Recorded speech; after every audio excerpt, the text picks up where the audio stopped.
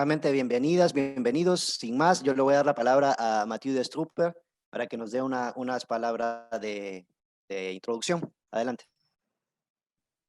Gracias, Mauricio. Sí, por mi lado voy a ser bastante breve, un poco dando el contexto sobre este mecanismo de forecast-based financing y anticipación.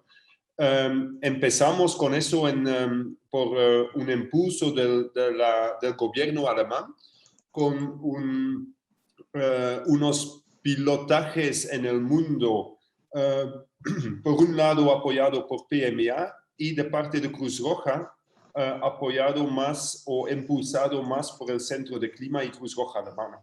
Así empezamos en Perú y Ecuador, pero nunca en temas de sequía. Y sí en temas del Niño, pero el Niño trae en la zona costera de Perú y Ecuador, trae lluvias costeras. El mismo fenómeno, o con el mismo fenómeno queremos seguir trabajando. Ahora, en este momento, en África Austral, en el centro de África y en algunas zonas de Asia también se están mirando temas como crear un sistema de anticipación específicamente para sequía. Y para eso estamos aquí juntos. No queremos, la idea de esta sesión no fue de hacer una sesión con la mayor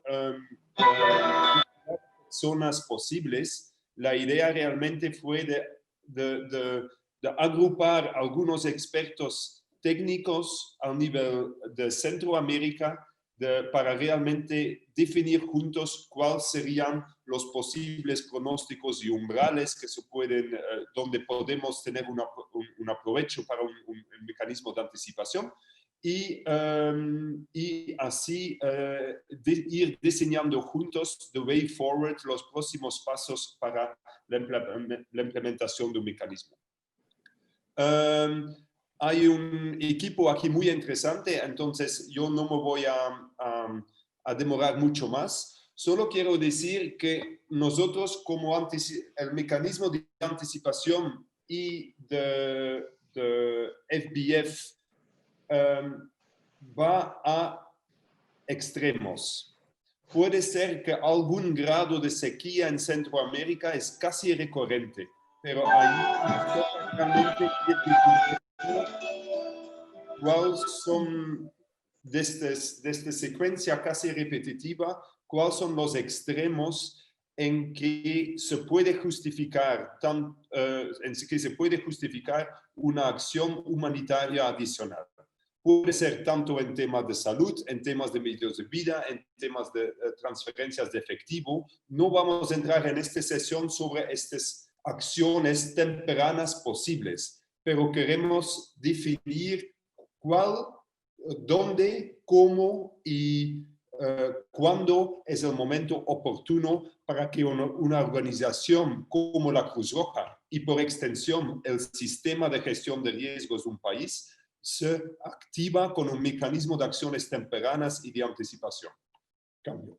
Gracias. Listo, pues muchas gracias, Mathieu.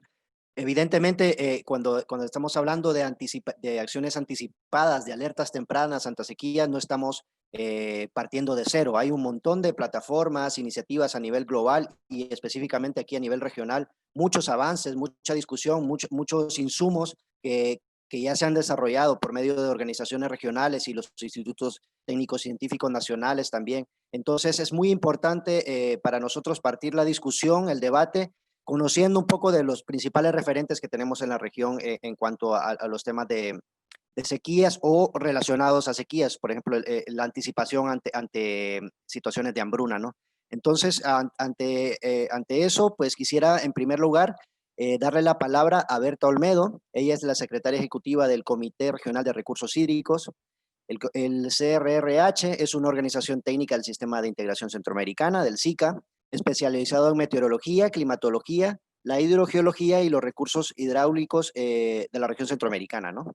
El CRRH tiene como mandato desarrollar procesos que fortalezcan las capacidades de los servicios meteorológicos e hidrológico de las instituciones usuarias del agua en toda la región, en la gestión de información sobre el tiempo, el clima y el agua, así como el apoyo técnico a los órganos especializados y a la Secretaría misma del SICA, ¿no? Entonces, sin más, Berta, muchas gracias por darnos estos minutos de tu tiempo y con muchas ganas de conocer el trabajo del CRRH. Adelante. Muchísimas gracias, Mauricio. Me encantó la presentación. Pocas veces nos conocen o nos presentan en una forma tan interesante como lo has hecho. Usualmente se refieren a la persona, pero qué bueno que has presentado a la institución, ¿verdad? Al CRRH. Yo voy a hacer, tengo una presentación y no sé cuánto tiempo de cuánto tiempo dispondría Mauricio para la misma. Vamos a intentar hacerlo en 15 minutos. Igual al final de la sesión vamos a tener un poco más de tiempo para poder plantear preguntas y respuestas. Así que...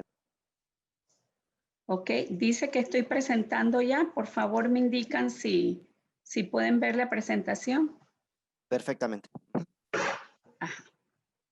Sí, el título de la presentación lo denominé desarrollo de capacidades y manejo de información para la gestión del riesgo de desastres por sequía en Centroamérica. Y como bien dijo Mauricio, pues el Comité Regional tiene más de 50 años de estar trabajando en la región, de estar desarrollando procesos para el monitoreo, el diagnóstico y el pronóstico de la sequía, y es parte de lo que vamos a presentarle acá. Bueno, ya esto no vale, ya Mauricio hizo esa presentación. Aquí están nuestros miembros: el Servicio Meteorológico de Belice, el INSIBUME de Guatemala, el Observatorio de Amenazas de El Salvador. En Honduras es la oficina de Senaos Copeco, en Nicaragua es INETER, en Costa Rica el Instituto Meteorológico Nacional, que forma parte de un consorcio que maneja el agua junto con el ICE y el AIA. Y en Panamá es la empresa de transmisión, la Dirección de Hidrometeorología de la empresa de transmisión eléctrica. Es importante destacar que todos nuestros miembros forman parte de la Organización Meteorológica Mundial, que es la organización que dicta las normas, establece procedimientos, de tal manera que lo que se mide en una estación meteorológica en la Patagonia sea comparable con lo que se mide en una estación meteorológica en Guatemala. Además, dicta normas sobre los procesos de cómo calcular las normales, las climatologías. O sea, la Organización Meteorológica Mundial contribuye a normalizar las mediciones de las variables meteorológicas, ¿verdad? Y también los procesos de control de calidad y de homogeneidad e incluso el análisis de las mismas, ¿verdad? Es muy importante esto tenerlo en cuenta porque no estamos hablando de observaciones o de datos que fueron puestos de cualquier manera o aleatorios o en cualquier lugar o bajo cualquier, la discreción de la persona que estaba instalándolo, sino que están total y absolutamente normalizados. Bueno, aquí iba a hablarle de los 3 tipos de sequía, pero creo que no vale la pena, ¿verdad? Estábamos viendo el tipo de sequía meteorológica, donde hay escasez de precipitaciones, aumento de vientos, insolación, evaporación, disminución de la nubosidad y de la humedad relativa, que es sobre todo lo que vamos nosotros a monitorear. También el grupo del Foro Hidrológico y los miembros de hidrología de los países trabajan en el monitoreo y el pronóstico de caudales, ¿verdad? Por lo tanto, pueden apoyar en el tema de la sequía hidrológica, en el tema de aguas superficiales, subterráneas, plazos temporales, y el tema de la sequía agrícola, que es a dónde nosotros debemos poner nuestra información para brindar un servicio climático al sector agrícola para que pueda realizar las acciones necesarias para proteger o mejorar los rendimientos de sus cultivos. Esto me lo voy a saltar. Esto que tengo aquí es un ejemplo de parte del trabajo que hacemos nosotros como comité para dar monitoreo a algunos de los temas. Este era el déficit de lluvia que se presentó en el año 2019 y que se prolongó hasta principios del 2020. Lo que tenemos allí en colores rojos son los datos de estaciones meteorológicas donde el déficit de lluvia fue bastante importante. Esto es parte también del trabajo que realiza el Comité Regional del Foro del Clima o que coordina con el Foro del Clima de América Central, que es el análisis histórico de la sequía. Aquí, como ustedes pueden observar, tenemos graficados análisis del índice estandarizado de precipitación con una norma de la forma de presentarlo, incluso de la forma de calcularlo.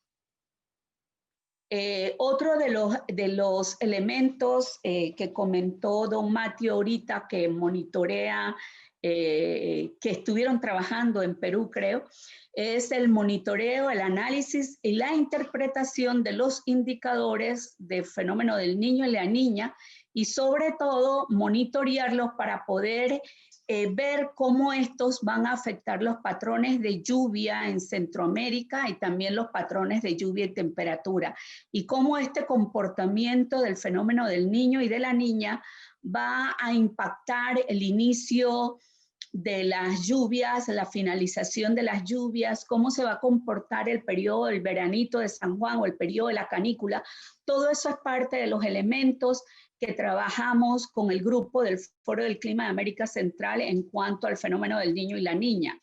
Pero además del niño y la niña, hay otros indicadores oceánicos y atmosféricos que son relevantes en el manejo de cómo va a presentarse la lluvia en los siguientes 3 meses, que es la escala temporal que estamos trabajando con el Foro del Clima, ¿verdad? Es muy importante tener en cuenta de que no solo el niño y la niña producen eventos extremos en el comportamiento de la variabilidad climática, sino que también hay otros indicadores que pueden producir déficit de precipitación muy importantes, ¿verdad? Creo que fue en el año 2005 en Centroamérica, ¿verdad? Donde no había ni fenómeno del niño ni la niña, no había fenómeno del niño, y que sin embargo se registraron déficit en las precipitaciones que, como fueron prolongados, pues pudieron catalogarse de sequía en algunos países de la región.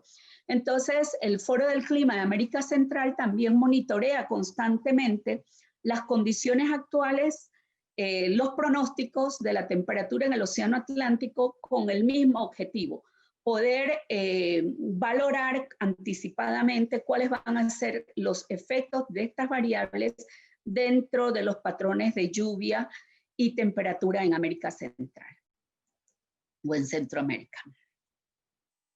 Aquí tengo una lista de los indicadores oceánicos y atmosféricos que analiza el grupo del Foro del Clima. Por eso les comentaba que no solo es el niño y la niña y no solo es el Océano Atlántico. Hay una lista de indicadores atmosféricos y también oceánicos, de modelos que también trabajan los grupos, el grupo del Foro del Clima, para poder tener y poder entregar a la región las perspectivas del clima de América Central.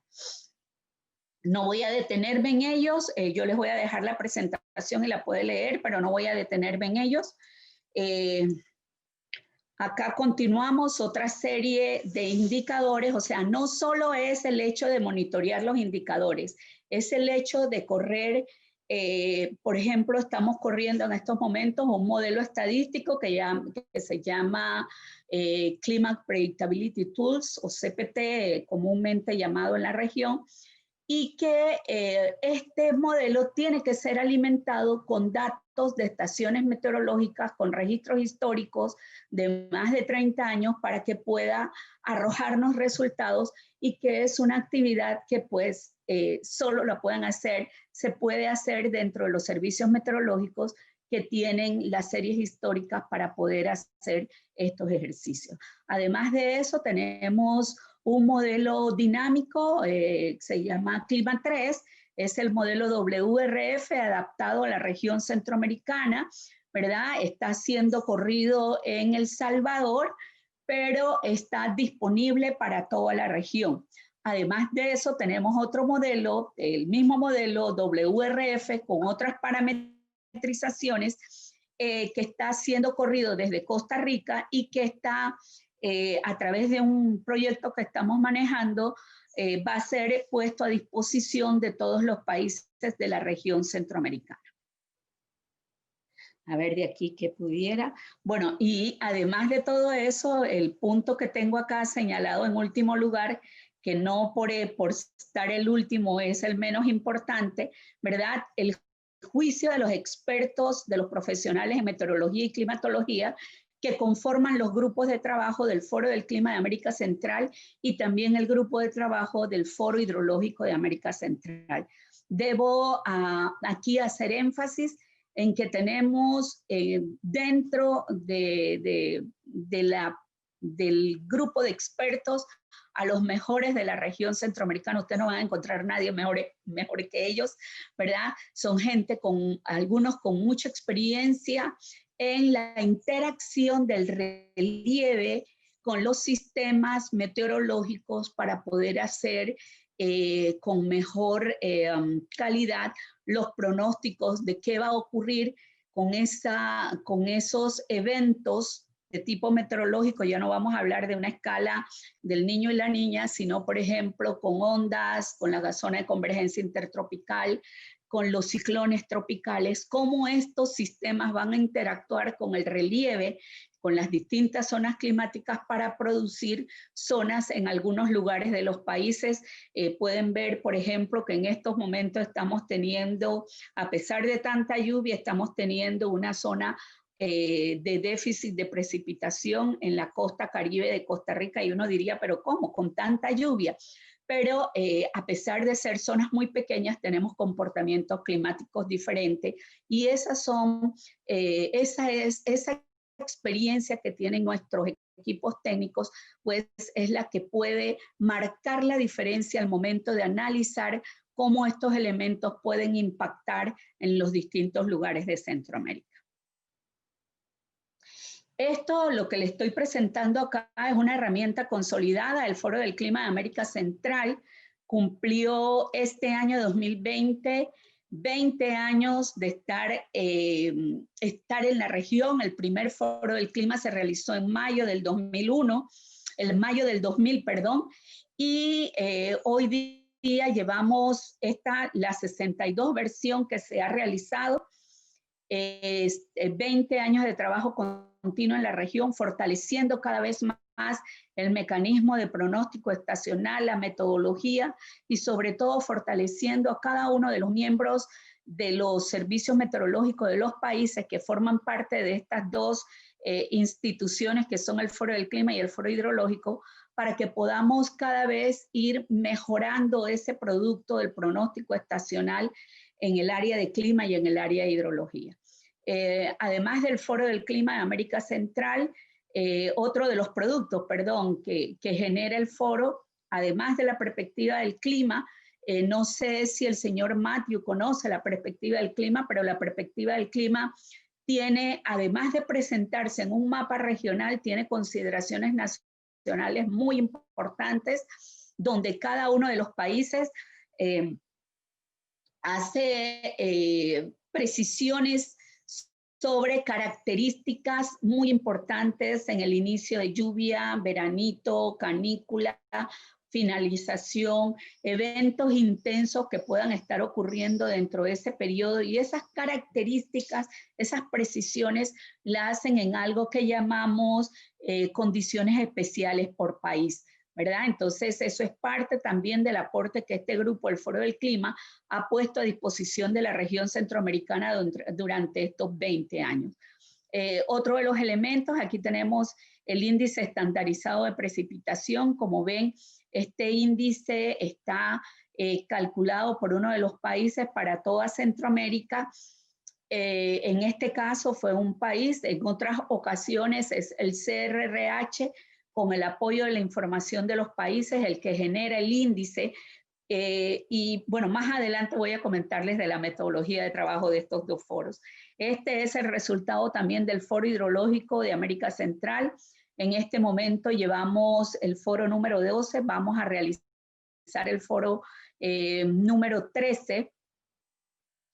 Y este es una gran sinergia que ha surgido entre el grupo de pronóstico estacional del clima con el grupo del pronóstico estacional de hidrología. Este grupo de hidrología utiliza la lluvia pronosticada regionalmente por el Foro del Clima como insumo para trabajar en las cuencas priorizadas, que son las que se señalan aquí en rojo, y esa lluvia es el insumo importante para alimentar los modelos hidrológicos que está utilizando el grupo del Foro Hidrológico de América Central. También este equipo presenta un informe en donde hace precisiones mes por mes en cuáles serían los aportes o los caudales que se estarían esperando en las cuencas priorizadas dentro de cada uno de los 3 meses para los cuales se prepara esta perspectiva hidrológica.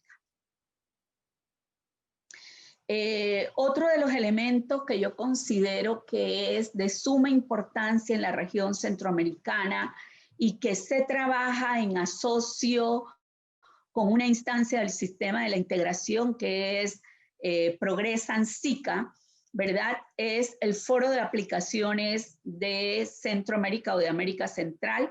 El nombre correcto es Foro de Aplicaciones de los Pronósticos Climáticos a la Seguridad Alimentaria y Nutricional.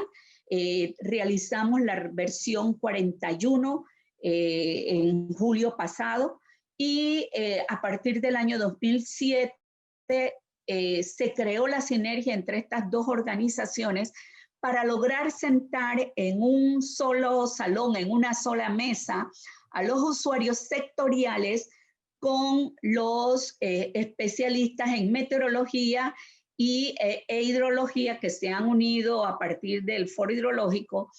Y en este foro de aplicaciones se producen escenarios de riesgo para los distintos sectores que participan de él. Uno de los sectores es el sector de agua y saneamiento potable. El otro es el sector de pesca y acuicultura, que es liderado por Ospesca. El agua y saneamiento es liderado por FOCAR y también por el grupo del Foro Hidrológico de América Central. Sanidad agropecuaria, que es liderado por OIRSA. La Mesa de Agricultura y Café, que es liderada por el Consejo Agropecuario Centroamericano. La Mesa de Salud y Nutrición, que es liderada con Comisca, y recientemente, apenas el foro anterior, se nos unió el grupo de gestión de riesgo, en el que estuvo acompañándonos el equipo de CEPRENA.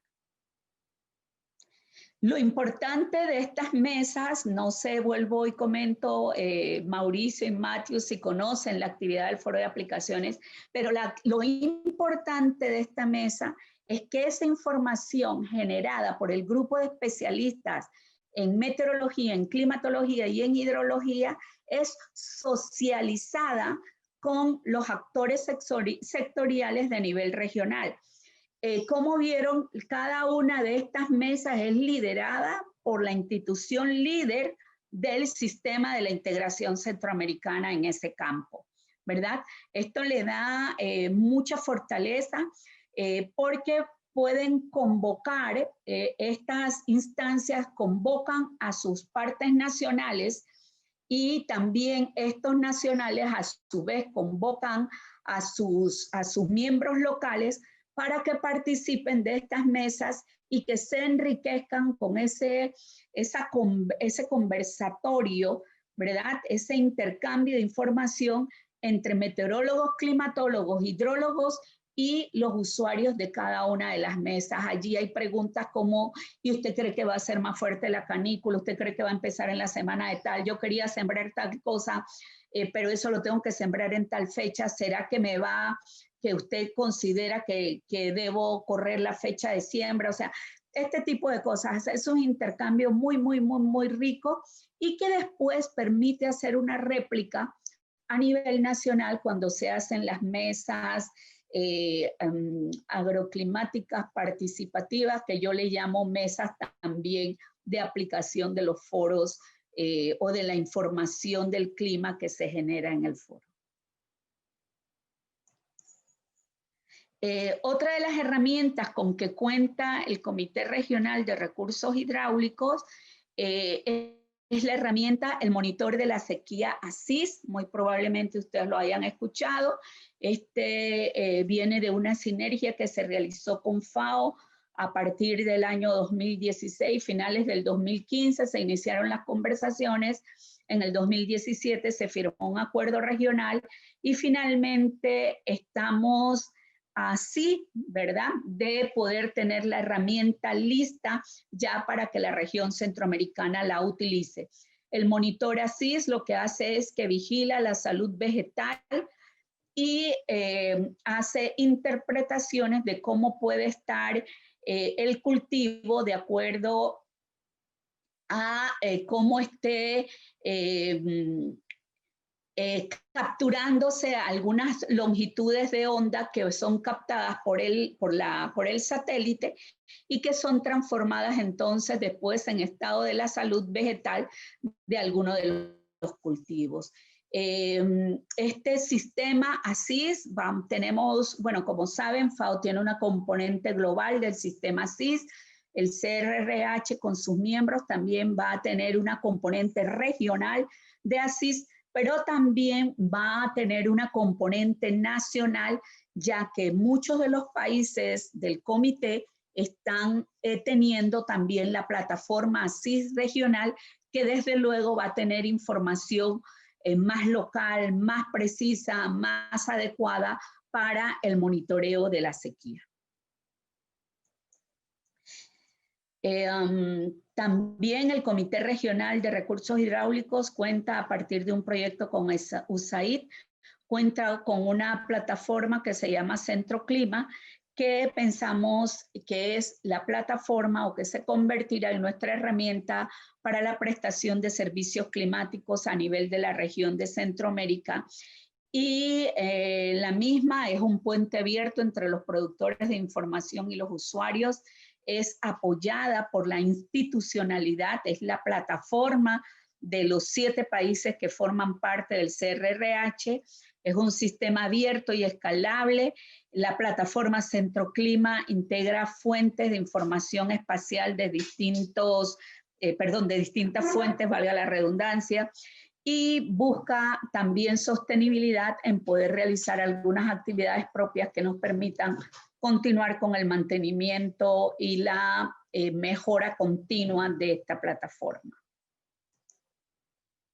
En estos momentos, el Comité Regional de Recursos Hidráulicos se encuentra desarrollando el proyecto Euroclima Plus, que tiene por nombre Aumento de las capacidades para la reducción de riesgo de desastres por inundaciones y sequía y fomento de la resiliencia en Centroamérica. Y como parte de este proyecto, ¿verdad? Son 3 organizaciones del sistema que están trabajando. Al Comité Regional de Recursos Hidráulicos debe entregar como parte del sistema una plataforma regional integrada que permita el pronóstico del tiempo, el pronóstico del clima y el pronóstico en hidrología. Parte del diseño conceptual que tenemos de la herramienta es que va a trabajar por módulos, un módulo para cada uno de estos 3 elementos que he comentado, pero esta plataforma va a estar ubicada en los países, en cada uno de los servicios meteorológicos, y el CRRH es el nodo regional, pues que aglutina y potencia de que esta herramienta funcione adecuadamente. Como parte de este proyecto en la componente de clima, ¿verdad? El proyecto debe estar calibrando la herramienta ASIS con umbrales de déficit hídrico para maíz y frijol. Ese es un entregable que tenemos que darle a la región. Entonces, muy probablemente cuando esta plataforma esté lista, podamos tener esos umbrales para entregarlos a la región con el apoyo, con los insumos de nuestros miembros. Quisiera mostrarle aquí, pues, como parte de esas herramientas que ya están por allí, que ya están listas, cómo deben integrarse. Debemos, en un sistema de monitoreo y pronóstico de sequía, debemos tener el tema de humedad de suelo, debemos tener los modelos de pronósticos como el Clima 3, debemos tener los indicadores de sequía como el SPI, estamos pensando incluir también el índice de Palmer y los deciles al sistema que estamos diseñando para monitoreo de la sequía, para la componente climática. Desde luego que va a incluir el tema del monitoreo de cultivos utilizando la herramienta de ACIS-FAO, y desde luego que este sistema de pronóstico o monitoreo y pronóstico debe contar, esa componente de pronóstico va a estar dada por el grupo del Foro del Clima de América Central y el pronóstico estacional. Y también este sistema, para poder hacer la parte de monitoreo, debe estar alimentado por datos de estaciones meteorológicas que aporten los servicios a el sistema. Como vemos nosotros, la escala para generar información para la toma de decisiones en el tema de sequía está la escala regional, la nacional y local. En la escala regional, pues estarían las instancias del SICA.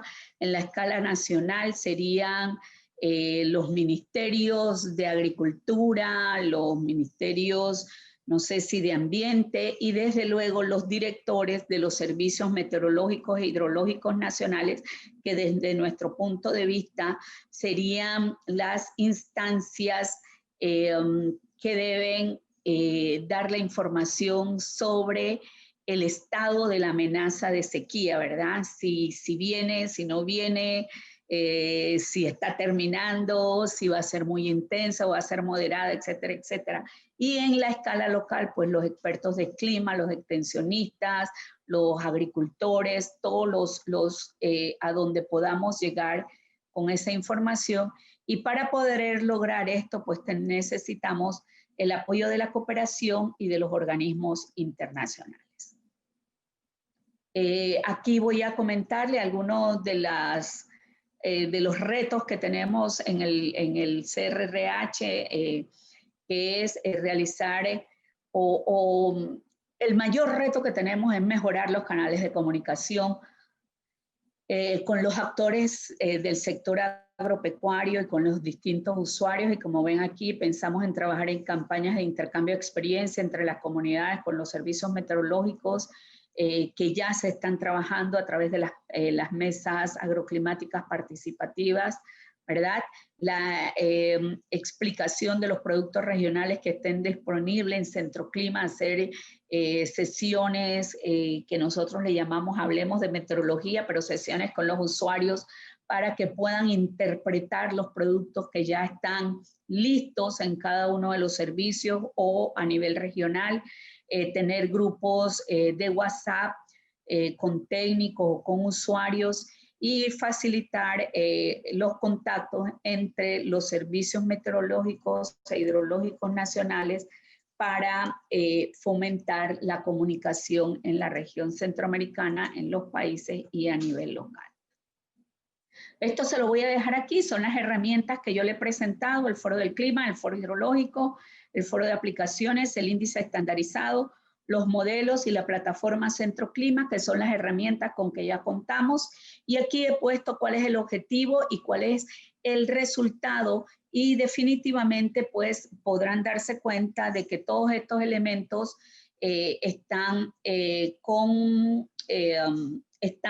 son herramientas maduras que ya se están utilizando, y nos falta agregar aquí la herramienta de monitoreo de la sequía, que es ACIS-FAO, que como les comenté, pues es una herramienta que Esperamos hacer un taller con los chicos del Foro del Clima en noviembre próximo y poder hacer ya un lanzamiento a nivel regional posterior a la presentación al Foro del Clima. Eso era todo lo que tenía para presentarles. Muchísimas gracias y estamos totalmente disponibles para cualquier pregunta. Gracias. Muchísimas gracias, Berta. Después de su presentación, no cabe duda que el CRRH es un actor invaluable en este deseo de las sociedades nacionales, de muchos actores regionales y nacionales por impulsar las acciones tempranas ante sequía, ¿no? Nos ha presentado usted un montón de plataformas, de iniciativas que están en marcha y que han consolidado, que sin duda son sumamente valiosas para el trabajo que pretendemos hacer a nivel nacional, pero evidentemente los planes de acción temprana que queremos, que se están desarrollando con las sociedades nacionales de cada país, tienen que tener cierta conectividad regional porque somos una región hasta con muchas similitudes, ¿no? Y sobre todo con muchas instituciones de ámbito regional que facilitan, creemos, el trabajo. Entonces, muchas gracias. Hay un par de preguntas que han puesto algunos colegas ya. Les voy a pedir solo un poco reservárnoslas para la etapa final del webinar, para tener ese espacio para la discusión. Entonces, quisiera simplemente darle la palabra ahora mismo a Ana González.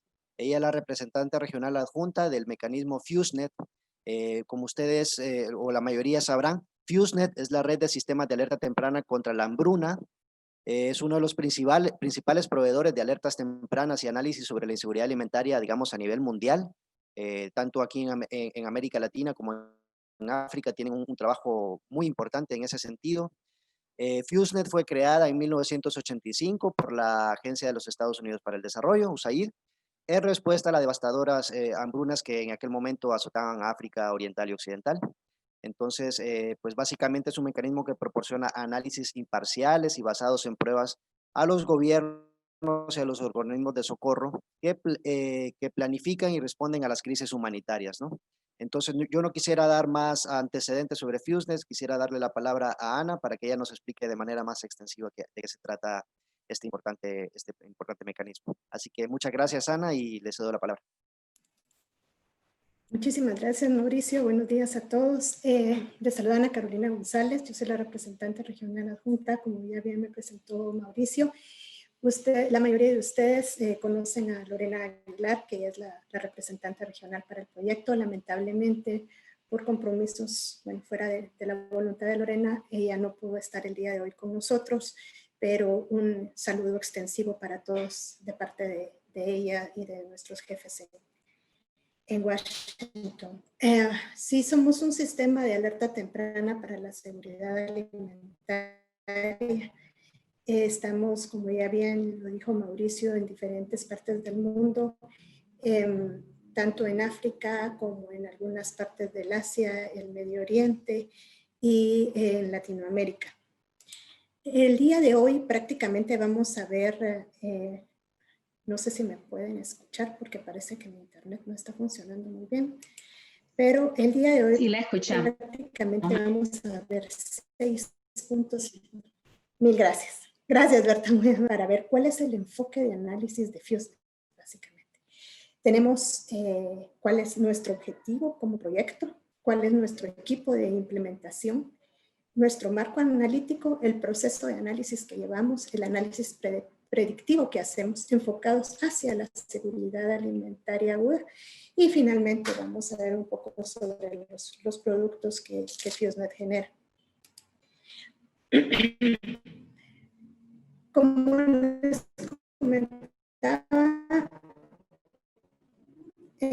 FuseNet es un proyecto que básicamente su mayor objetivo es el de poder prevenir la hambruna y de elementos a los tomadores de decisiones, de información de calidad, que sea confiable, que sea objetiva, en tiempo y con acciones concretas, ¿verdad? Fortalecer la habilidad también de los diferentes grupos y en los países y organizaciones regionales donde FuseNet se encuentra localizado para que al final todos generemos un análisis de alerta temprana y de vulnerabilidad que llegue a tiempo hacia las poblaciones y hacia los grupos más necesitados.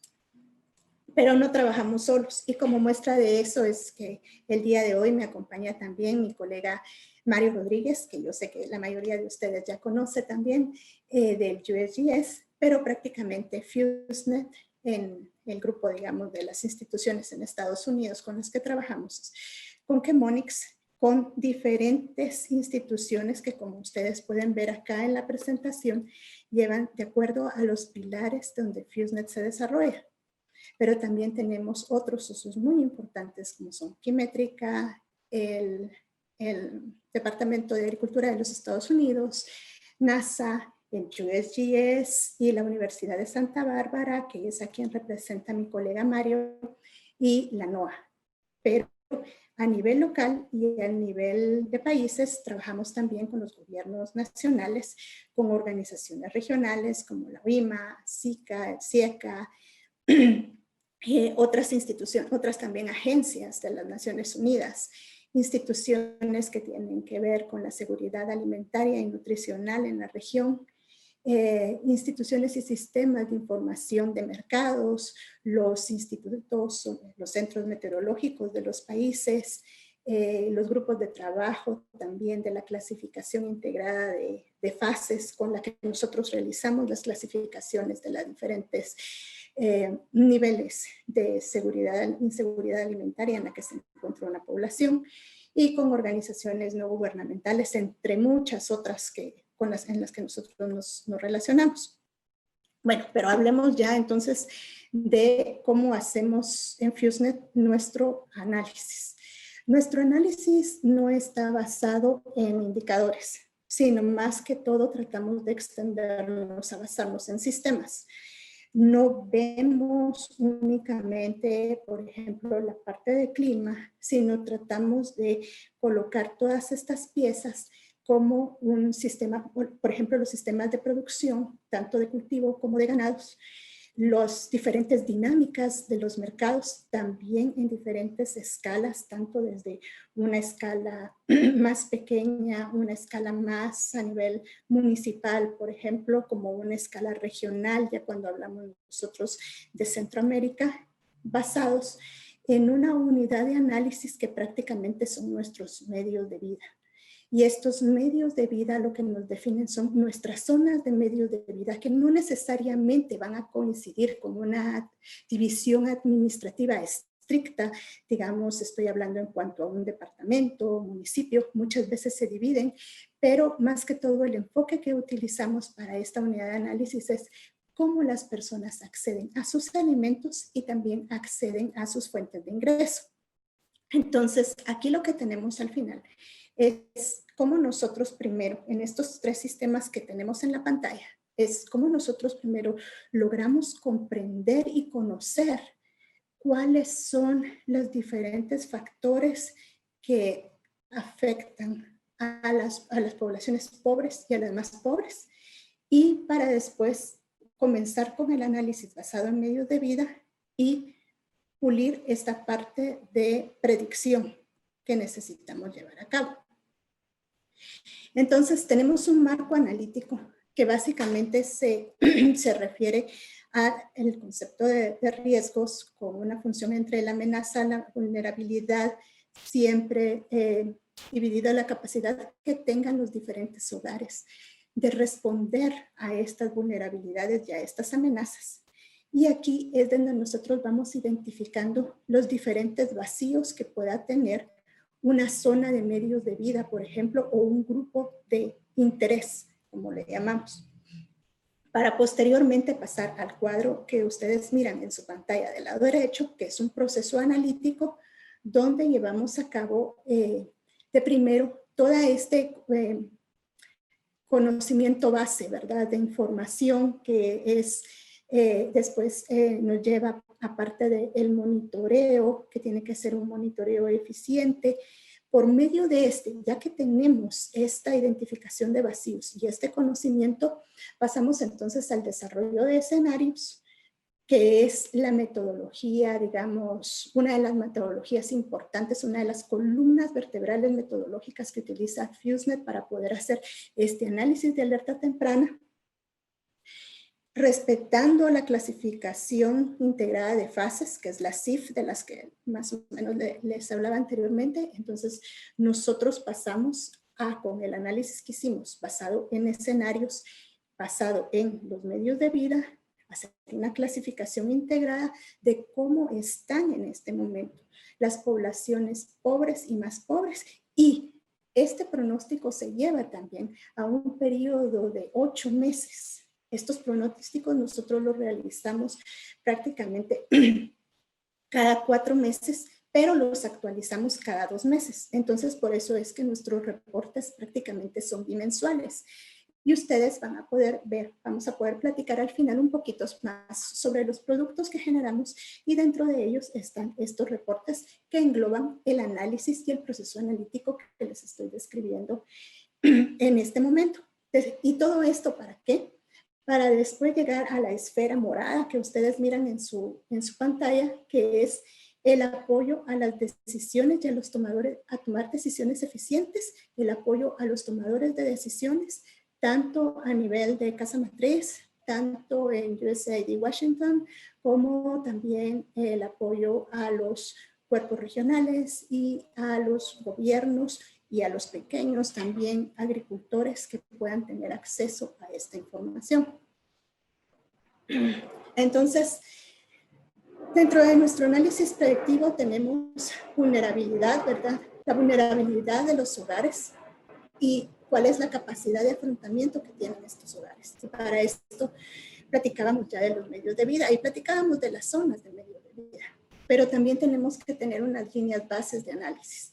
Prácticamente es lo que ustedes están viendo en su pantalla en el lado izquierdo, que es donde nosotros, por medio de un análisis de cuáles son las fuentes de ingresos y las fuentes de empleo, de los más, dependiendo de los grupos que estemos analizando, generalmente FuseNet divide en 4 grupos de análisis, que es el grupo de los más pobres, el grupo de los pobres, el grupo que nosotros llamamos los medianos y el grupo de los más adinerados.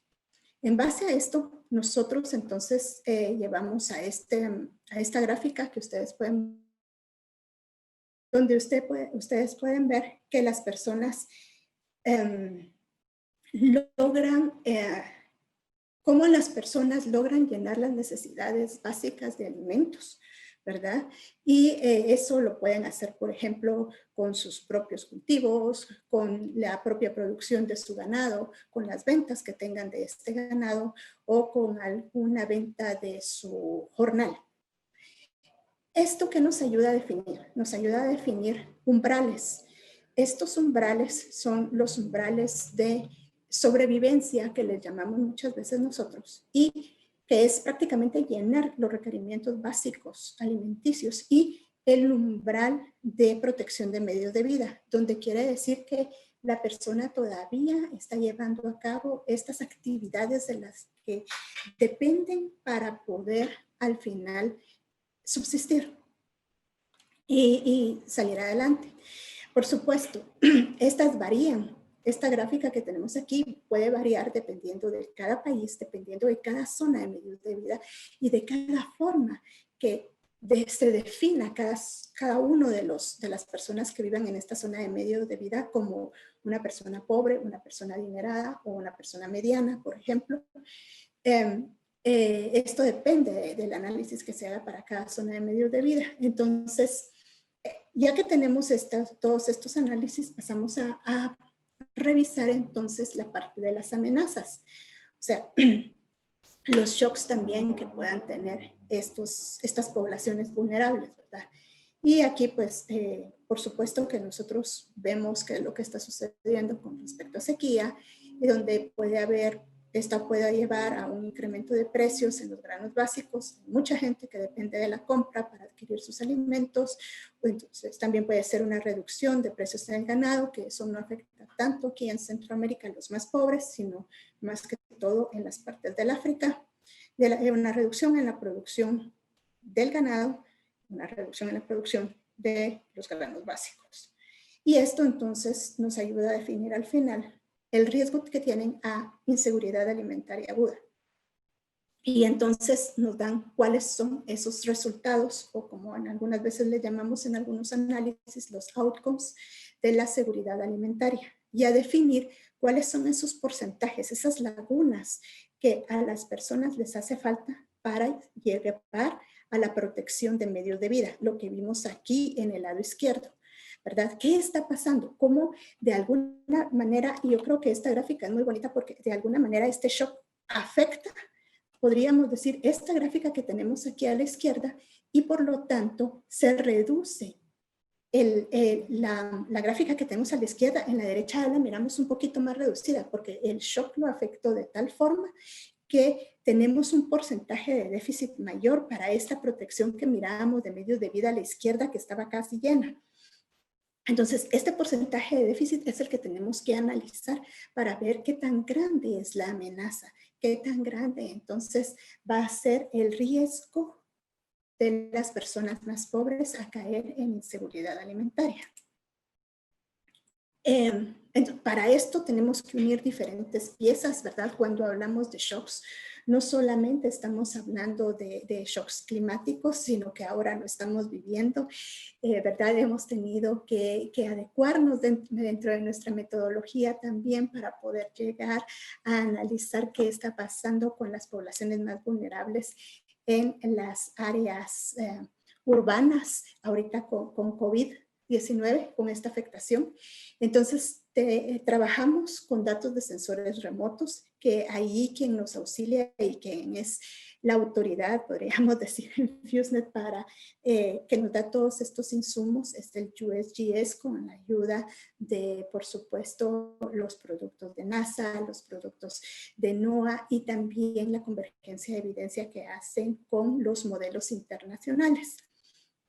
Pasamos también a analizar cuáles son los shocks en la producción, o sea, esta sequía que ha implicado para la producción, ya sea para la producción de ganado en algunos sectores o para la producción de granos básicos. Entonces, se procede también a análisis sobre los requerimientos de agua en los cultivos, y esto también, si hemos tenido pérdidas por falta de lluvia y llegamos a un shock en los precios en los mercados. Y para esto trabajamos también con proyecciones de precios, proyecciones de producción para los mercados de los grupos más vulnerables. Y bueno, siempre basados en el marco analítico que les expliqué anteriormente. Y para todo esto, pues, Mario es quien nos ayuda generando todas estas imágenes y estos análisis por medio de Chirps, y que los hace prácticamente dentro de un periodo de tiempo en el cual podemos estar analizando, dependiendo de ciertos periodos de tiempo, los porcentajes de lluvia que están por debajo o por encima de un promedio que generalmente trabajan entre 1980 y el año 2010-2015.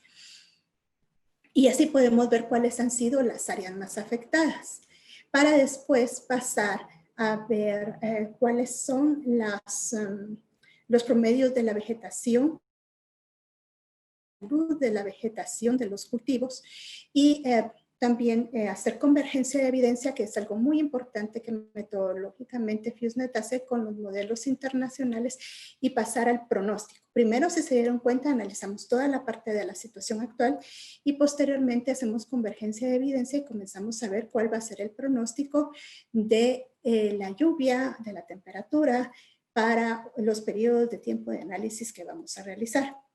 Pues aquí les dejo les voy a dejar la presentación también, al igual que Berta, y unos links de información que les pueden ser útiles para encontrar este tipo de productos, y por supuesto cualquier pregunta, estamos abiertos a ellas, y Mario está conmigo, que es el experto en verdad en todos estos productos y todos estos análisis que hace FuseNet.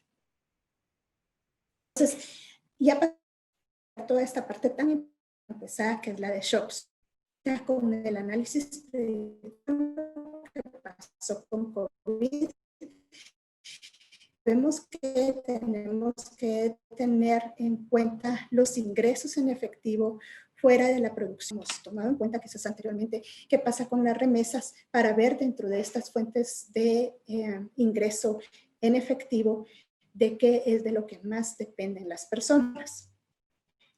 Pasamos entonces a nuestro análisis de alerta temprana. Me voy a acelerar porque ya me están haciendo ojitos, ya sé que estoy en el tiempo.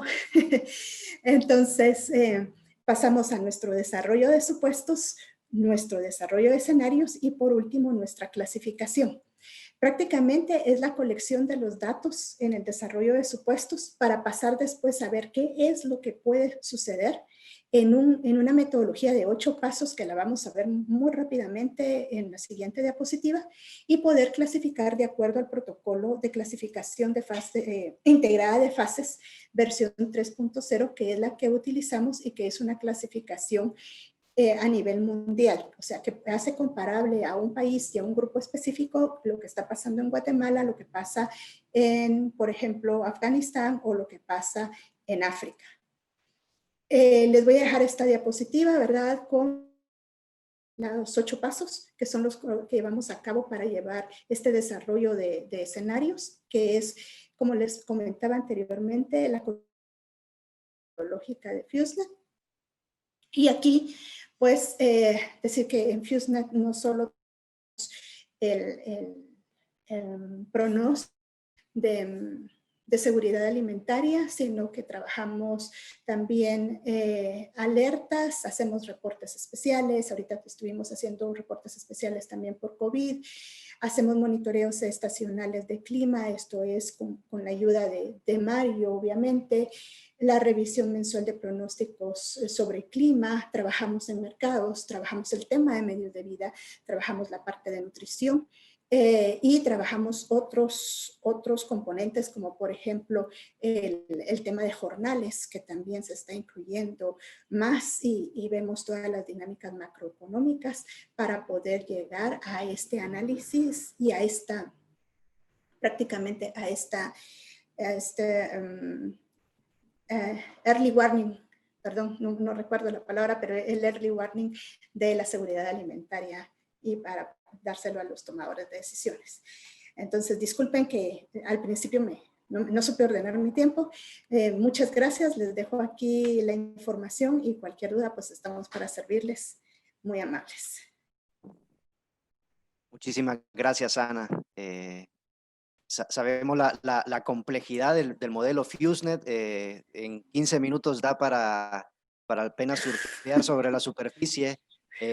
Cuando muchos pensamos en análisis, en predicciones ante sequías, inmediatamente pues pensamos en FuseNet. Es un modelo reconocido con muchas variables multicriterio, ¿no? En la que, como usted comentó, no solo está presente los análisis climáticos, sino los análisis de mercado, los análisis de medio de vida. Entonces, definitivamente es un referente, al igual que el de CRRH.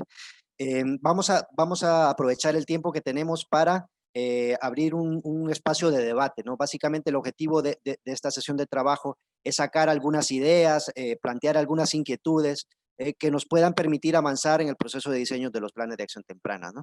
Entonces, ante eso, quisiera de entrada leer dos preguntas que tenemos aquí en el chat y algunas otras que hemos preparado de un poquito de más dirigidas para poder entrar en materia, ¿no? Entonces, en principio, Matthew pregunta, bueno, esto lo preguntaba cuando estaba presentando Berta, pero a lo mejor sea Berta o sea Ana pueden responderlo.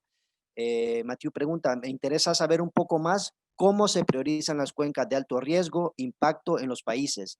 Y me quedo con la duda de qué uso le están dando a nivel de políticas públicas. Entonces, Berta, no sé si tienes algún comentario respecto de cuáles son cómo se priorizan las cuencas de alto impacto en los países y qué uso se hace de esa información para la toma de decisiones. Hola, muchas gracias. En principio, las cuencas fueron priorizadas por tener zonas monitoreadas, o sea, que sean de algún interés, ya sea hidroeléctrico o para uso de agua potable,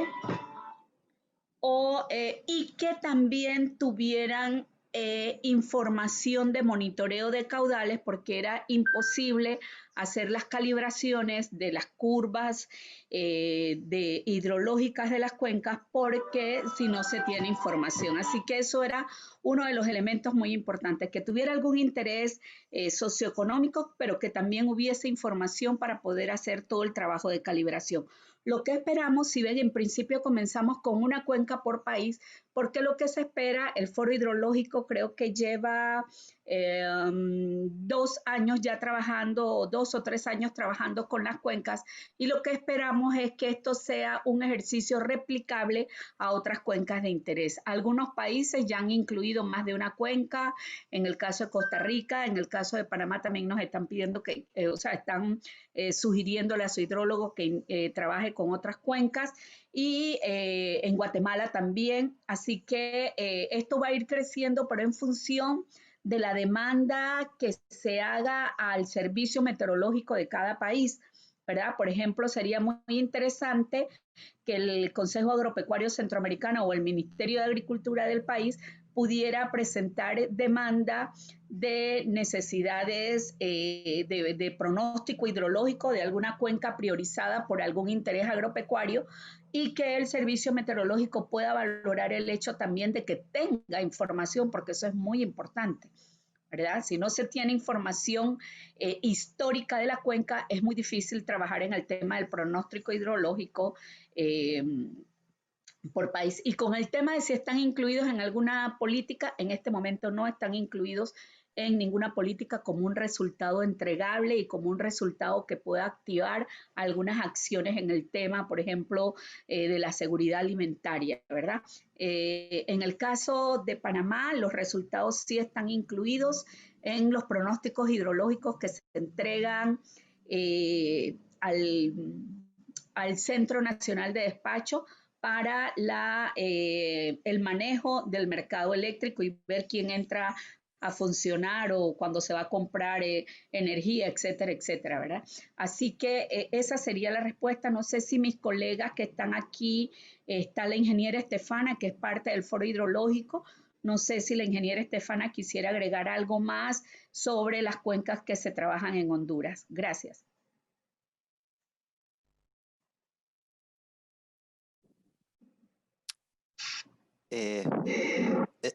No sé si Estefana quiere intervenir ahora o después. En todo caso, si quieren, planteo una pregunta más. Esta la hacía Gonzalo Achareandio, siempre dirigida a Berta, ¿no?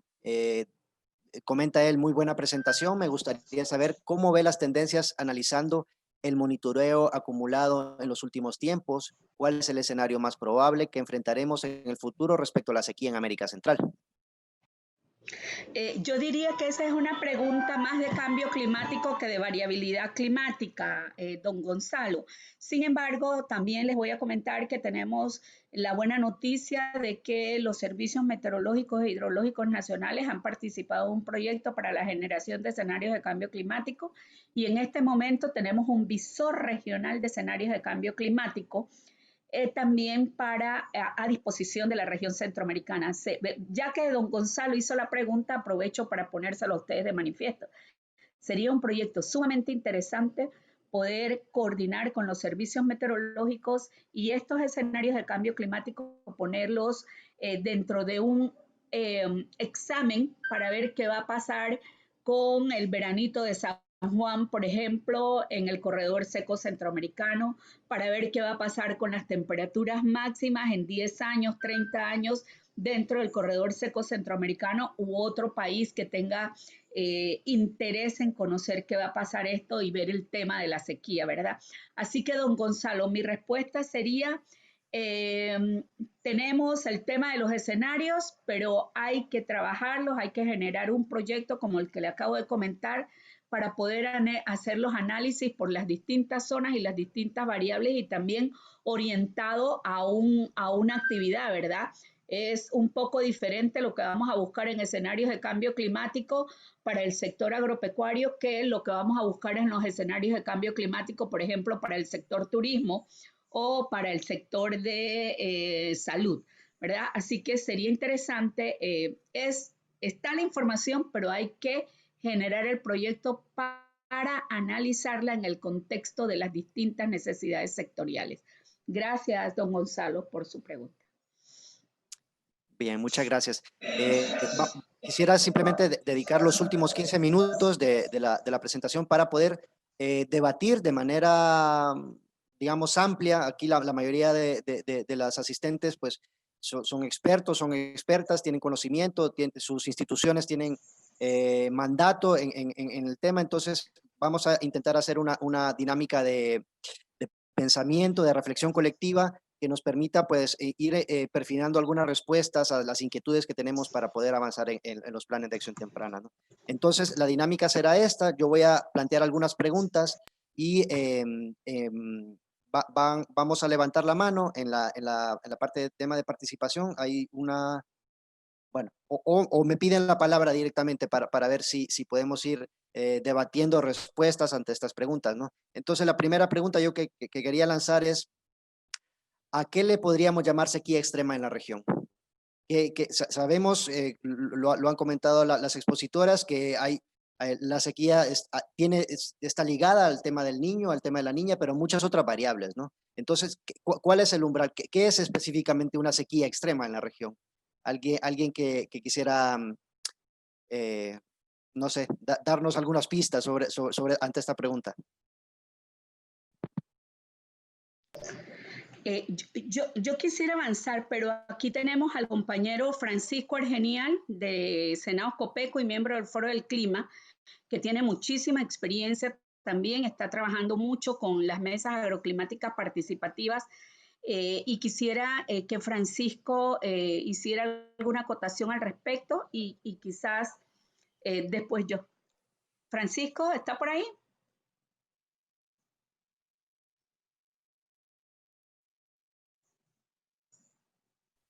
Así voluntario, sí, con mucho gusto. Buenos días.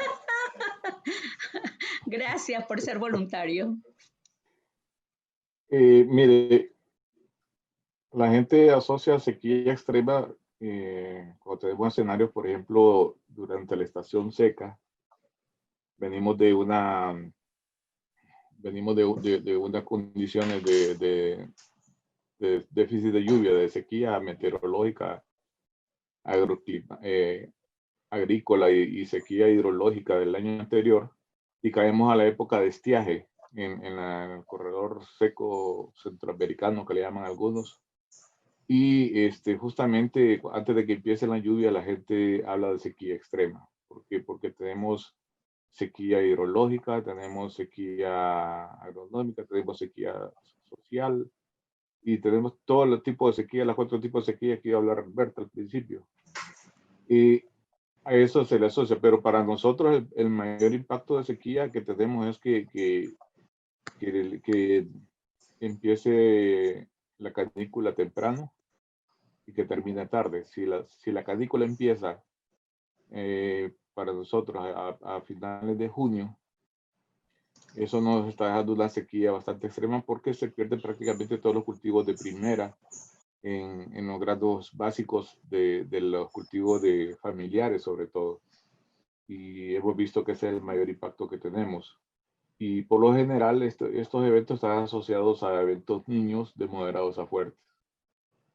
Eso es lo que podría decirle, pero como decía Berta, no solamente echarle la culpa al niño, porque el año pasado tuvimos un evento débil y Olancho fue una sequía extrema el año pasado.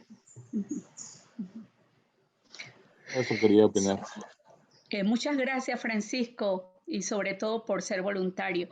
Bueno, yo quisiera agregarle también que en el tema de los umbrales de sequía, bueno, Francisco habló de un fenómeno, ¿verdad?, que ocurre periódicamente, como es la canícula, y que dentro del grupo del Foro del Clima se hace el análisis para anticipar la fecha en que va a iniciar la canícula y si esta va a ser intensa, leve o moderada, o va a ser una canícula húmeda, como hemos hablado en algunas ocasiones. Quiere decir que dentro del periodo que ocurre la canícula, llovió en lugares o no fue tan deficitaria como ocurre normalmente. Pero este es un periodo muy importante, tal como lo ha dicho Francisco. Sin embargo, con el tema de los umbrales, yo creo que ante un fenómeno del Niño no tiene que ser precisamente el fenómeno del Niño más intenso que pueda haber. Podemos tener sequías quizás un poco menos intensas, como lo comentó Francisco, ¿verdad? O sea, que no casarnos con el fenómeno del Niño como el indicador de la sequía, sino que conjugarlo con los otros elementos meteorológicos. Por ejemplo, en el caso del fenómeno del Niño también hemos notado, ¿verdad?, de que en Centroamérica la definición que tiene la NOAA para decir que hay o no niño, que es 0.05 grados centígrados promedio por 3 meses, media móvil de 3 meses consecutivos por 3 periodos. O sea, son 5 meses teniendo medias cada 3 meses de 0.5. Es un valor que cuando ya se define en Centroamérica ya no tenemos nada que hacer porque ya la sequía ocurrió. Entonces, lo que nos hemos dado cuenta dentro del grupo del Foro del Clima es que este umbral de fenómeno del Niño que manejan organismos internacionales como la NOAA no es un umbral que sirva a Centroamérica para adelantarse, ¿verdad?, al tema de la sequía. Entonces,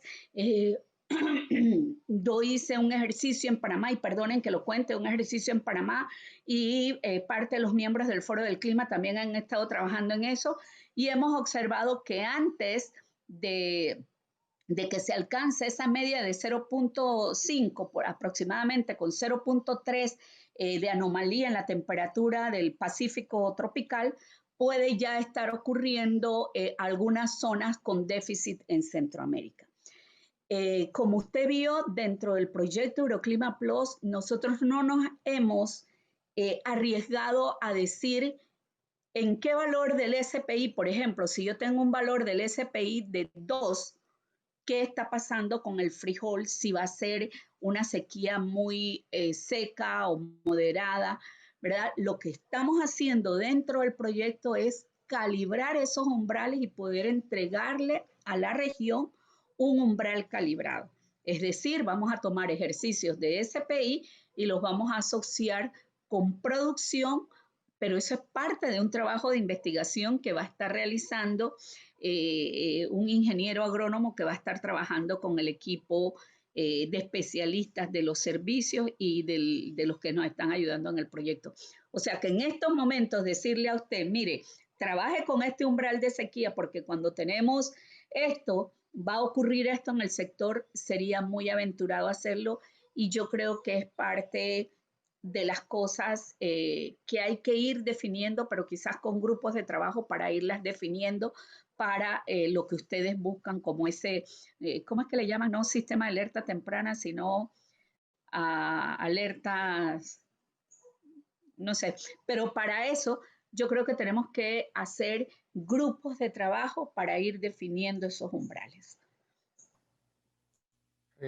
Buen día. Adelante, Mario. Sí, adelante. Sí, perdón. Yo estoy acá como invitado. Claro, invitado de invitado. Pero sí quiero hacer un comentario. Gusto saludarte, Berta y Francisco. Y es que hay un punto que Francisco tocó y al que Berta también hizo colación. Y es que la sequía, a diferencia de una inundación, no es un evento que se dé de un momento a otro. Es algo que se puede monitorear. Sí.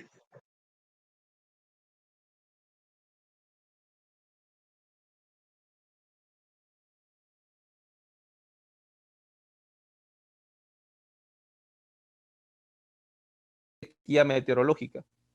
La siguiente parte es ver si esa sequía meteorológica ha tenido un impacto en el sector agrícola. Porque como bien comentaba Berta, y esto va a depender de los países y de región en región. O sea, ni siquiera podemos decir una regla de que cuando tenemos sequía meteorológica en tal mes, vamos a tener tal impacto en el cultivo. Porque aquí entra otro factor importante que es la fecha de siembra del cultivo y el tipo de cultivo. Y a lo mejor hay una disminución de las lluvias y esa sequía meteorológica, pero las pocas lluvias que se tuvieron fueron adecuadas para que los cultivos se desarrollaran y no hubiera un impacto. Entonces, al no haber un impacto en el desarrollo de cultivos, tampoco hay una alerta en cuanto a seguridad alimentaria porque se asume que hay disponibilidad de de alimento. Y después viene la sequía hidrológica. El que no hayamos tenido una sequía agrícola no quiere decir que no tengamos una sequía hidrológica, porque la sequía hidrológica es la que va a más largo tiempo.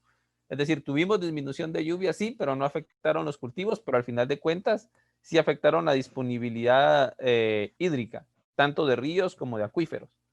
Entonces, digamos, todas estas variables sí deben de ser monitoreadas en el tiempo y como bien comentó Berta, desafortunadamente no es algo que tenga una norma que se aplique para todos, porque la cantidad de lluvia, y ahí entramos a la parte climática que se tiene en determinadas zonas, no es lo mismo que a mí no me llueva 100 milímetros en Arraán, en Nicaragua, a que no me lluevan 100 milímetros en Jinotega, siempre en Nicaragua. Entonces debemos de entrar muy bien a esa parte de analizar cuál es mi climatología o lo que bien Ana comentaba, esa lluvia promedio que conocemos para saber cuál va a ser el impacto, porque inclusive los cultivos se siembran definidos por la climatología del lugar. Hay variedades que son mucho más resistentes en algunas áreas, como por ejemplo la seca, si se utiliza una variedad que no sea tan afectada por la sequía, que en otros lugares se utilizan variedades criollas que realmente no tienen ese problema, pero es por la misma climatología del lugar. Entonces, debemos de ir viendo en esa construcción de escenarios de separar a qué vamos a llamar sequía y qué es lo que vamos a monitorear. Y la parte agrícola es fundamental porque una fecha de siembra modifica completamente la distribución temporal y espacial de la lluvia que yo necesito para el cultivo. Únicamente, gracias. Gracias, Mario. Voy a cederle la palabra a Nora Machuca. Adelante, Nora.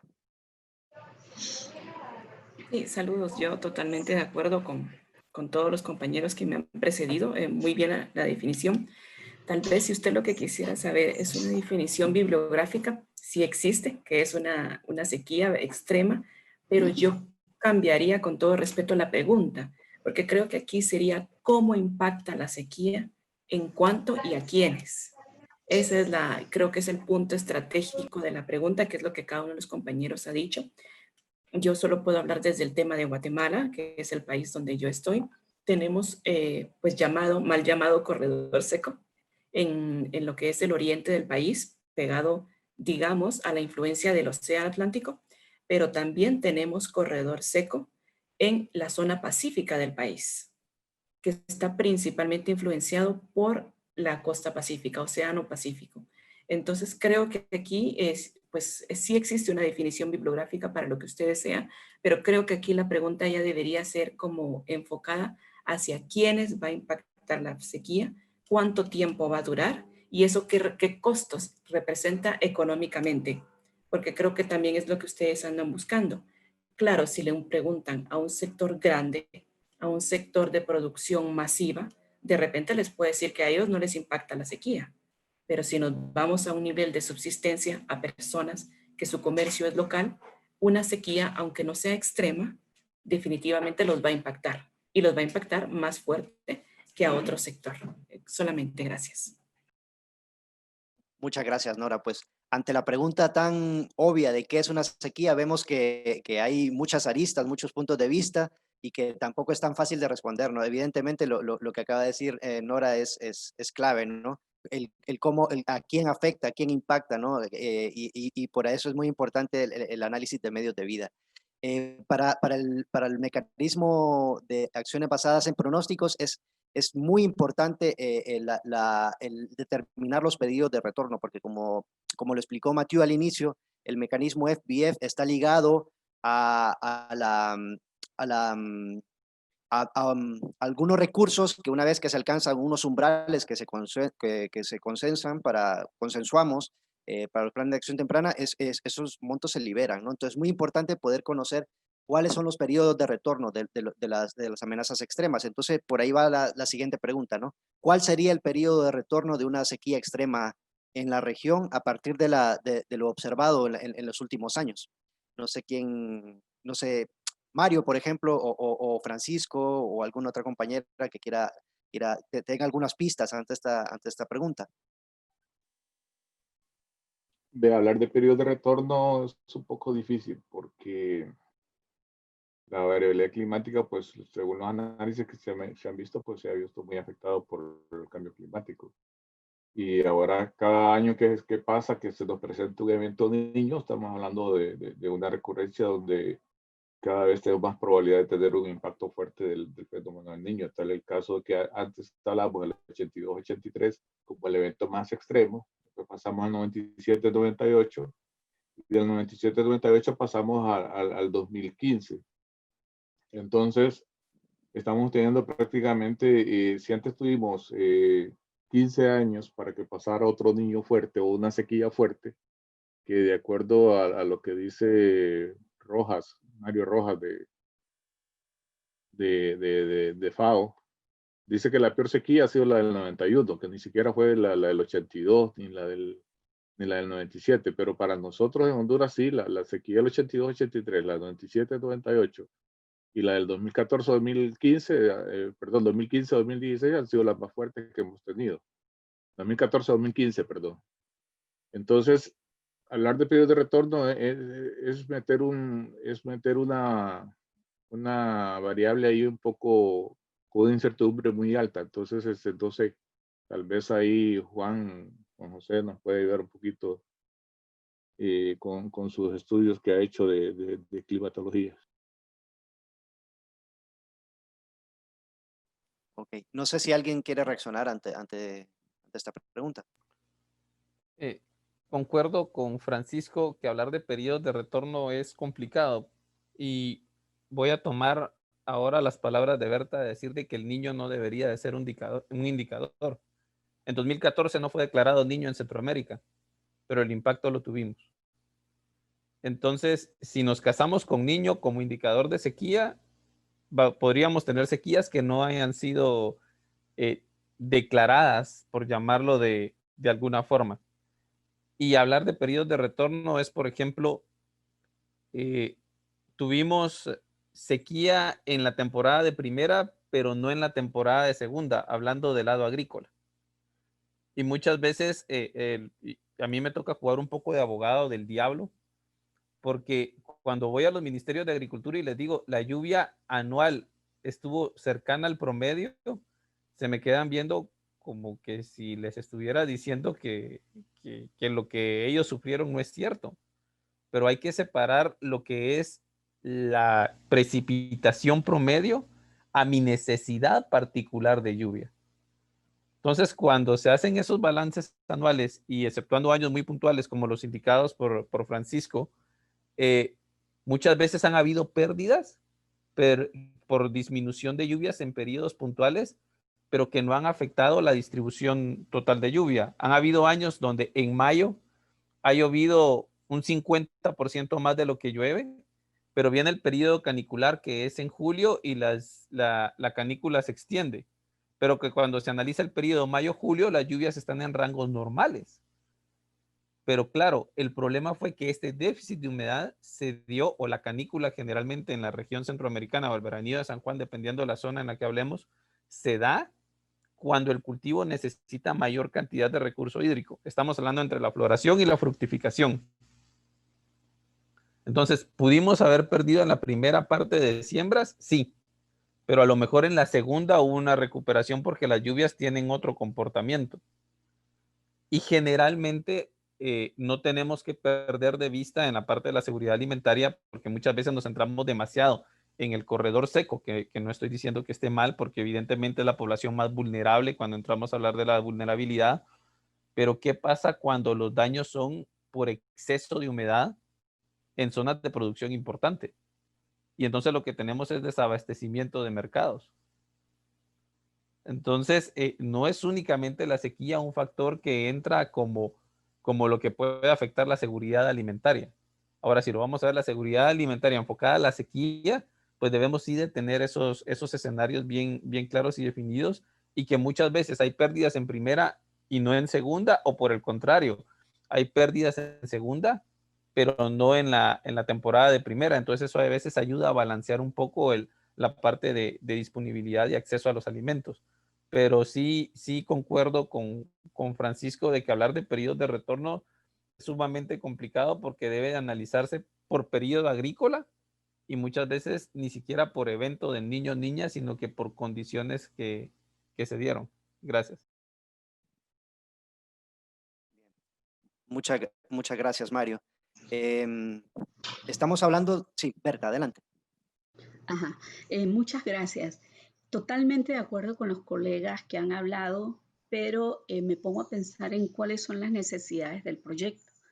Si las necesidades del proyecto son asegurarse de que tienen que tener dinero para que cada 5 años pasen por una emergencia, paguen seguros, por decir algo, ¿verdad? O salgan con fondos para apoyar a la región porque hubo un déficit de precipitación o porque hubo una sequía.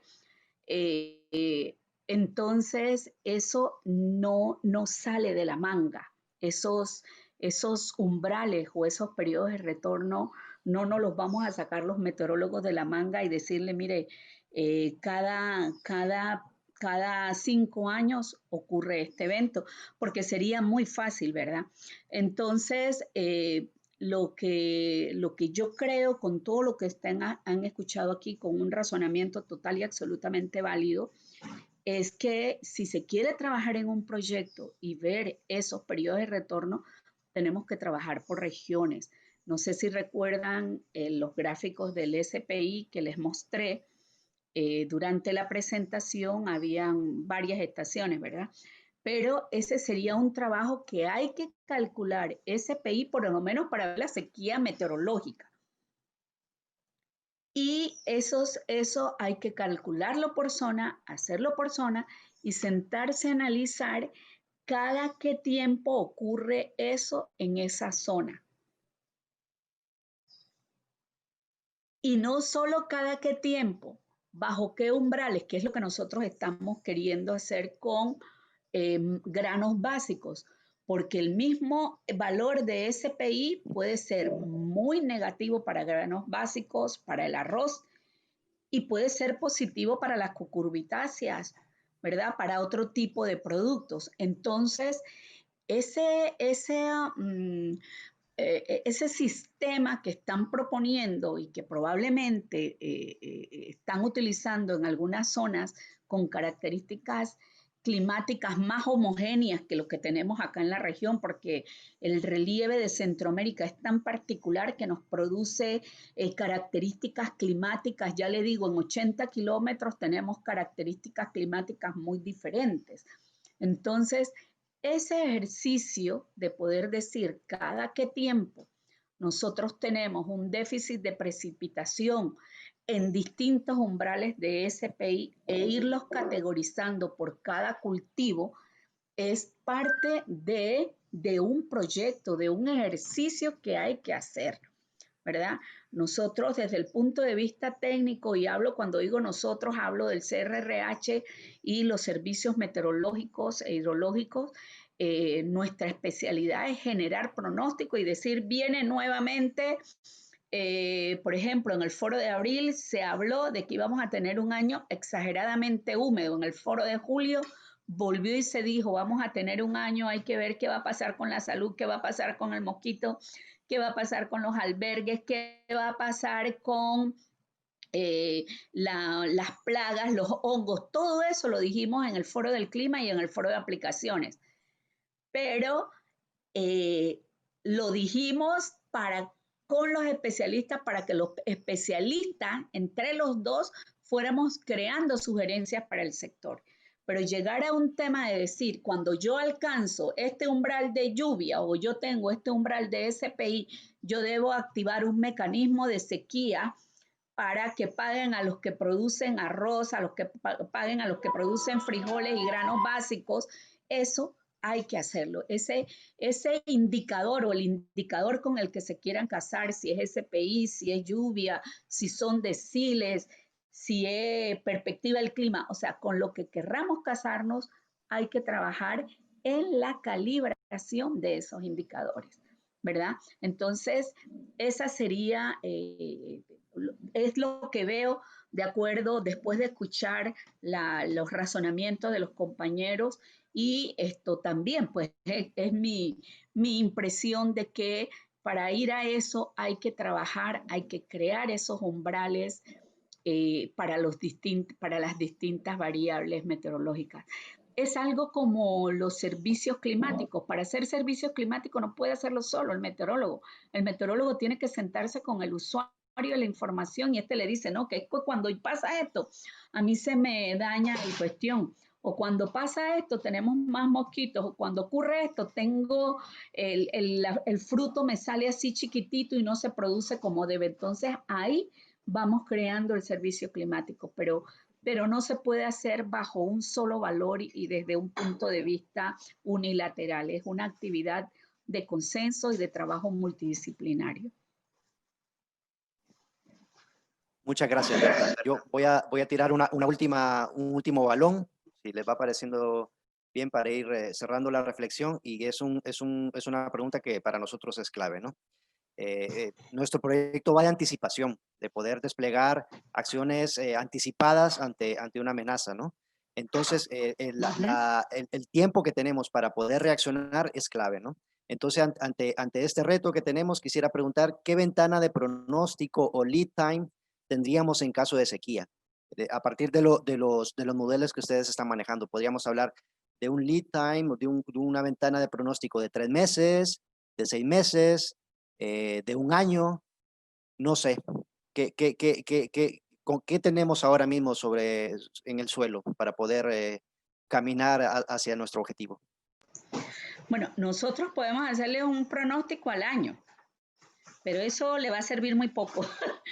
Entonces, nosotros estamos trabajando en la ventana temporal de 3 meses, con bastante certeza, ¿verdad? En esa ventana temporal de 3 meses, con actualizaciones cada 3 meses, dentro de nuestra próxima reunión de directores vamos a proponer algunas cosas para ir trabajando ya en el periodo mensual, pero eso todavía no está acordado. Pero en este momento, la ventana que tenemos para poder estar establecidas, por ejemplo, el Foro del Clima, cuando saca el pronóstico de que va a haber, hay posibilidades de que hayan déficit de precipitación en tales zonas, ¿dónde ponemos esa información? ¿A quién le damos eso? ¿A quién le decimos, vea, esto se espera que ocurra para que se active un mecanismo en cascada que desarrolle acciones, que llame a los productores, que llame a la gente, a los extensionistas, que llame a las ONG que trabajan en cierta región para que apoyen al productor, para que lo apoyen y pueda tomar alguna acción para no perder su cultivo o para que sus rendimientos no sean tan malos, ¿verdad? Entonces, esa ventana de pronóstico de 3 meses está allí, disponible para ustedes. Y lo demás habría que crearlo, ¿verdad?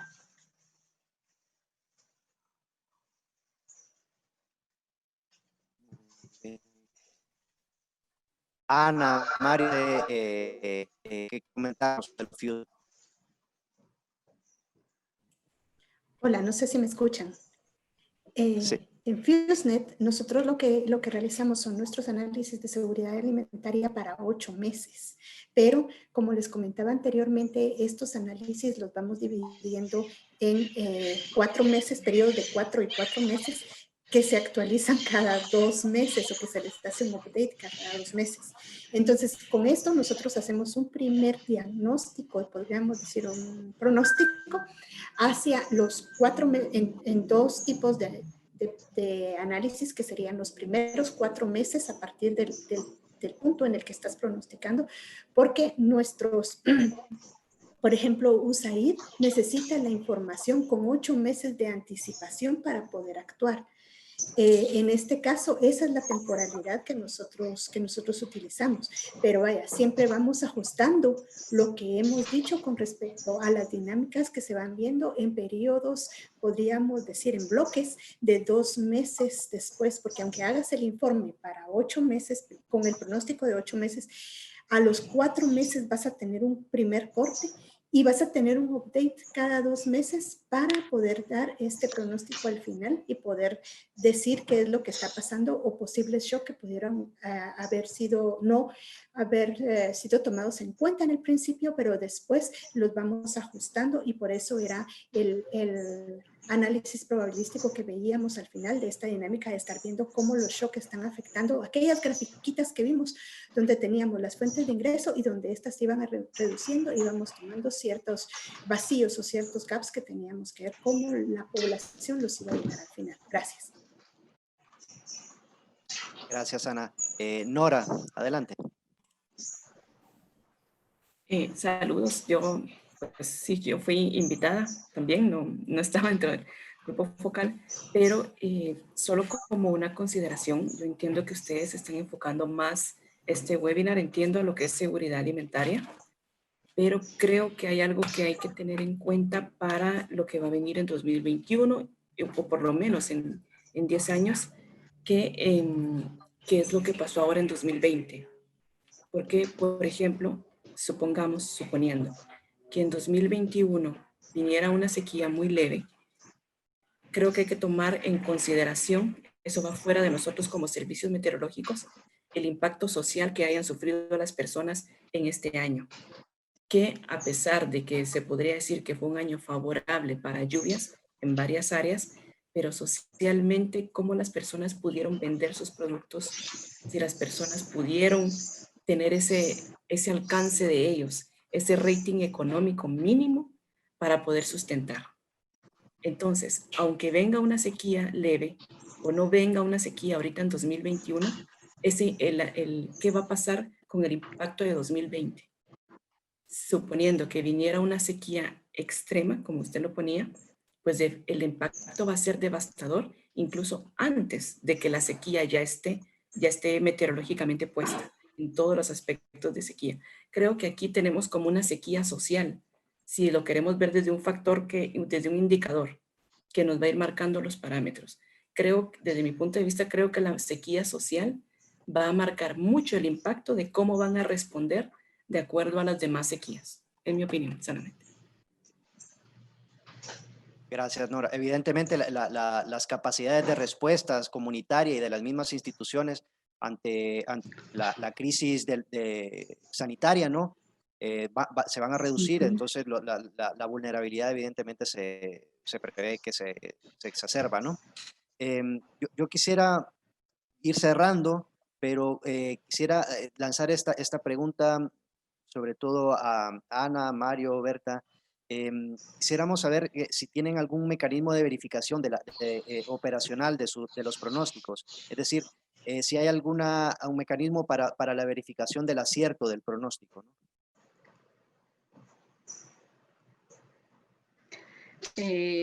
Gracias, Mauricio. En el caso del Foro del Clima, el primer ejercicio que se hace para el primer día de la reunión, lo primero que se hace es validar o verificar cómo estuvo la perspectiva del trimestre anterior.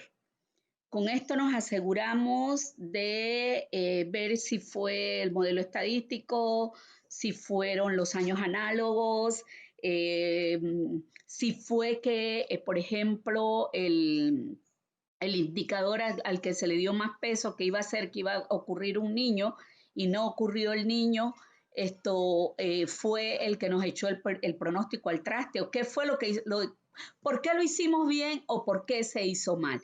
Entonces, sí tenemos un mecanismo formal que se realiza cada 3 meses, igual que la perspectiva, donde se valida cuál es la verificación del pronóstico trimestral. Gracias. Mauricio, si me permiten. Sí, en FuseNet también trabajamos un mecanismo de verificación. En Casa Matriz se reúnen todos y comienzan a ver no solo lo que ha sucedido, digamos, en un país en específico o en una región, sino reúnen todos los datos que que se dieron, digamos, en un determinado periodo y se revisa después cómo fue que estos fueron afinados o no, podríamos decir, para haber logrado un pronóstico más cercano a la realidad. Y como bien ya Berta lo explicaba, ¿verdad? Para lo del Foro del Clima, nosotros también revisamos cuáles pudieran haber sido las probables causas que dieron, ya que hubiéramos tenido un pronóstico exitoso o que el pronóstico no hubiera sido exitoso en determinado momento, ¿verdad? Por ejemplo, cuando íbamos a evaluar los pronósticos que hicimos hace, qué sé yo, un año de cómo íbamos a estar para ahorita, nunca hubiéramos imaginado que la pandemia de COVID nos iba a afectar de esta forma. Entonces, esto obviamente tuvo algo que no esperábamos y que nos ajustó los datos, pero gracias a esa metodología que les explicaba, donde tenemos bloques de actualización para nuestro pronóstico de 2 meses, pudimos ir ajustando los valores con respecto a cómo se iba desarrollando la pandemia. Cambio, gracias. Muy bien, pues muchas gracias. Ha sido, creo, esta última parte de la sesión y la primera también muy ilustrativa. Creo que nos quedamos con tal vez más dudas que respuestas, pero de eso se trata este foro, ¿no? De poder ir intercambiando y creo que es importante darle seguimiento y tal vez ir adentrándonos en temas mucho más específicos en la medida también nosotros vayamos avanzando en todo el proceso de diseño de los planes de acción temprana. Entonces, yo quisiera simplemente agradecerles a todas, a todos el haber acompañado, incluso, bueno, nos fuimos un poco de tiempo, pero creo que ha valido la pena. Yo pues no tengo nada más que agregar, si alguien quisiera intervenir con unas palabras de cierre, Mathieu, Berta, Ana, no sé. Y si no, pues le cedo la palabra a mi compañera Natalie para que hagamos el ritual de cierre con el que clausuramos siempre la sesión. Adelante, Natalie. Así es, solamente pedirle su colaboración activando sus cámaras para que tomemos una fotografía del recuerdo de esta sesión. Así que veo que tenemos 17 participantes aún en línea. Vamos a ver, ya les veo activando sus cámaras. Ok, solo damos un par de minutitos para que todos se preparen. Excelente. A ver, Luis Guzmán, Oscar Carranza, Mario Rodríguez, a ver si se animan a activar sus cámaras. Yo tengo problemas con mi camarita. No hay problema. Excelente. A ver, les tomo la foto en 3, 2, 1.